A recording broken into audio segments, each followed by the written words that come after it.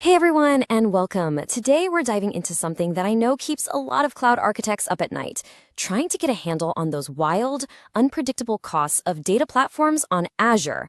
We're going to break down exactly why that monthly bill can be such a shocker, and more importantly, show you how to actually get it under control. So let's get right into it.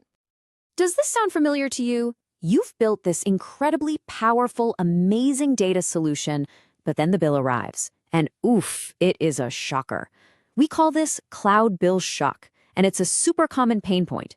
Your costs just seem to spiral, and it feels like this black box that you have absolutely no control over. Well, today, we're going to pry that box right open. So let's play detective for a little bit. Our mission, should we choose to accept it, is to find the main culprits behind that monster of a cloud bill. Because once you understand where the costs are actually hiding, you can start to attack them strategically without having to sacrifice any performance.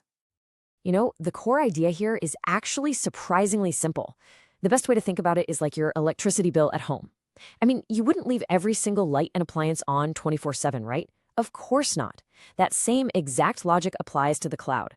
Resources left running when they're not actually doing anything useful are by far the biggest source of wasted money. Okay, so to get a little more specific, we need to meet the four main cost drivers in a typical Azure data architecture. Think of these as the four biggest, most power-hungry appliances on your cloud electricity bill. Once we get to know each one, we can start making some really smart, targeted optimizations. First up is Azure Data Lake Storage, or ADLS. Now, where you store your data really matters. The hot tier is for data you need to access instantly, but you pay a premium for that speed.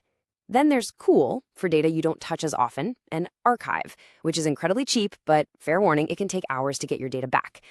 The whole game here is matching how often you need your data with the most cost-effective tier. Next, we've got Synapse Compute. This is the big engine that does all the heavy lifting, processing your data. You've basically got two ways to pay for it. You can pre-provision a dedicated pool, which is measured in DWUs. Think of this like leasing a car. It's always sitting in your driveway, ready to go, and you pay that same monthly fee whether you drive it or not. Or you can use the serverless model, which is like taking a taxi. You only pay for the exact trip, or in this case, the query you actually take.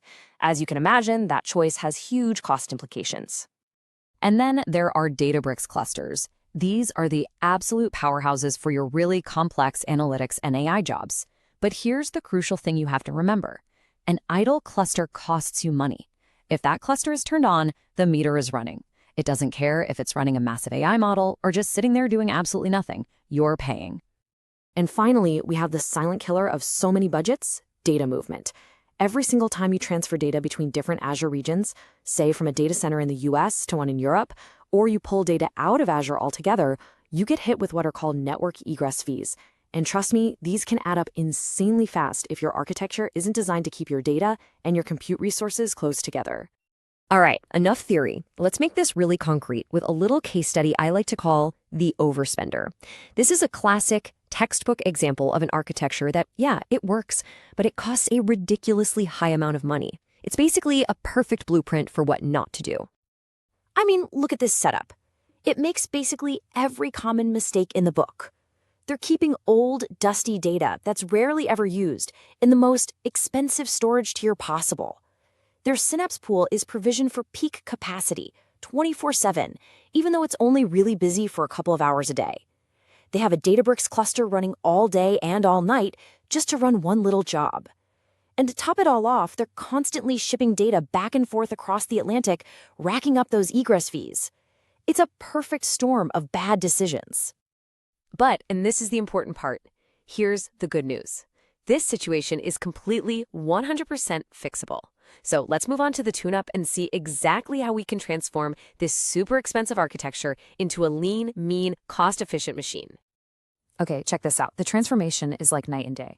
Instead of keeping all that data in the expensive hot tier forever, we just set up an automated lifecycle policy that automatically moves data to cheaper tiers as it gets older. We ditch the always-on Synapse pool and switch to a serverless model that scales up and down as needed. We automate the Databricks cluster so it only turns on when a job needs to run and then shuts right back down.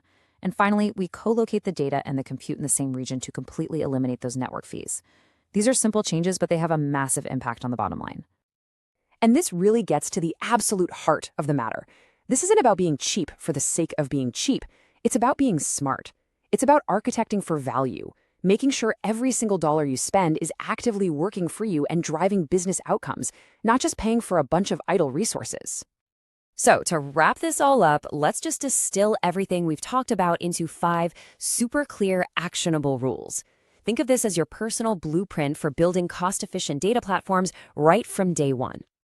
So, here they are, the 5 golden rules. Number 1, right-size your compute. It's simple. Don't pay for power you're not actually using. 2, automate your data's lifecycle. Just set the policy and forget about it. 3, schedule. Don't idle. If a resource isn't doing work, turn it off. 4, embrace serverless. Pay-per-use is your best friend for unpredictable workloads. And 5, keep your data and compute close. Co-locate them to kill those nasty network fees. And that brings us to one last thought. Once you stop wasting money on inefficient design, you free up all of that budget. So the real question isn't just about how much money you can save, but what amazing new innovations can you now afford to build with it. Thanks for joining me.